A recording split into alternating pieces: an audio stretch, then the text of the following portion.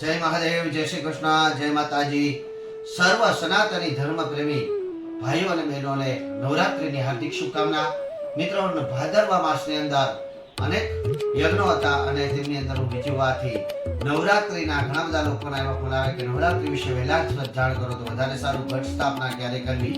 પ્રથમ નવરાત્રીને દિવસે આ વખતે સૌથી વધારે જે સવાલ આવ્યા છે કે દાદા અમારે અનુષ્ઠાન કરવું છે, તો અનુષ્ઠાન અમારે ખરેખર કયા મંત્રથી કરવું જોઈએ અને કયો મંત્ર અમને સરળ પડે અને કેટલો કરવો જોઈએ?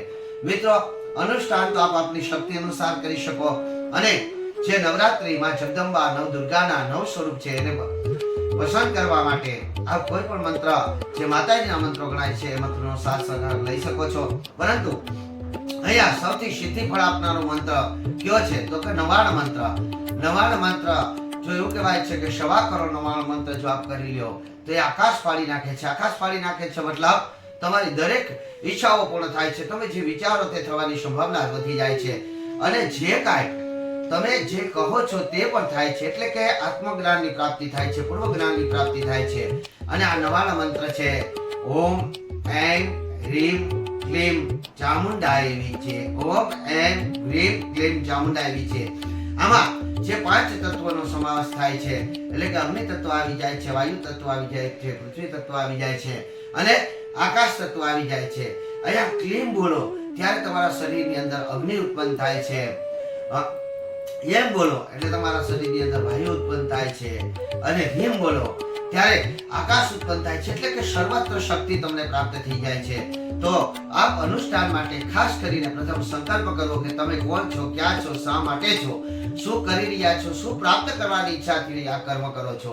આસન આપનું પરિપૂર્ણ હોવું જોઈએ અને આસન દર્ભનું કરો તો વધારે સારું। આ સમય દરમિયાન બ્રહ્મચર્યનું પાલન કરવું જોઈએ અને દર્ભના આસન ઉપર બેસી અને આપે આ મંત્રને સિદ્ધ કરવો જોઈએ। સાથે સાથે અહીંયા આપ રાત્રે જ્યારે પણ આપ આરામ કરવા માટે જાઓ તો એના માટે પણ આપણું આસન એટલે કે દર્ભનું હોવું જોઈએ। જે દર વખતે હું અનુષ્ઠાનની અંદર આ જ રીતે કરું છું તો આપે પણ એ જ રીતે કરવું જોઈએ।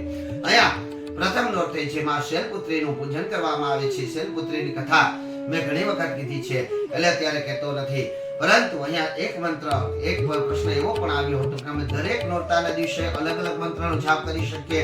હા મિત્રો, આપ જે નવાના મંત્રનો જાપ કર્યો છે એ સિવાય આપ પ્રથમ દિવસ છે તો પ્રથમ દિવસે આપ જે રીતે ચામુંડાઈ વિશે બોલ્યા ત્યાં તમે પ્રથમ નોરતાના દિવસે શૈલપુત્રી બોલી અને આ જાપ કરી શકો છો। એટલે કે ઓમ એમ રીમ ક્લીમ શૈલપુત્રી દેવ્યೈ નમઃ અથવા ઓમ શૈલપુત્રી દેવ્યೈ નમઃ અથવા ઓમ શમ શૈલપુત્રી દેવ્યై નમઃ।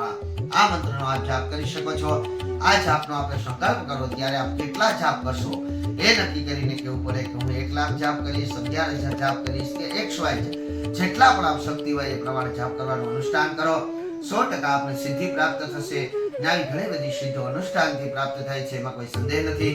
તો મા નવ દુર્ગાના દરેક નોરતાની અંદર ક્યાં નોરતાનું કયું મહત્વ છે એ દરેક મહત્વ લઈને હું આપની સમક્ષ આવી અને સાથે સાથે અમારી YouTube ચેનલ ડોક્ટર અજય પંડ્યાની અંદર અને મારી બીજી ચેનલ સચકે સાચ ચલોની અંદર પણ મેં 108 મંત્ર કઈ રીતે બોલી શકાય એનું વર્ણન કરતો એક વિડીયો બનાવીને મૂકેલો છે, તેને પણ આપ અવશ્ય જોજો અને શક્ય હોય એટલો મારો આ વિડીયો શેર કરજો જેથી અન્ય આપણા સનાતની ભાઈ બહેનો સુધી આ આપણે વિડીયોને પહોંચાડી શકીએ અને તે પણ મા ભગવતીની આરાધના સારી રીતે અને શ્રેષ્ઠ રીતે કરી શકે। આપણી સંસ્કૃતિને બચાવવા માટે આપણે સર્વે આગળ આવવાનું છે અને હિન્દુ સંસ્કૃતિને લગતા આ વિડીયો હું બનાવું છું અને આપને પણ લાગે કે આ વિડીયો દાદા તમારે બનાવવા જેવો છે તો અવશ્ય મને મોકલજો અને આપની વાત મને મોકલજો અને આપ મને મેસેજ પણ કરી શકો છો। મારા મોબાઈલ નંબર છે 9678781678 અને વોટ્સએપ નંબર પણ છે 7016318878।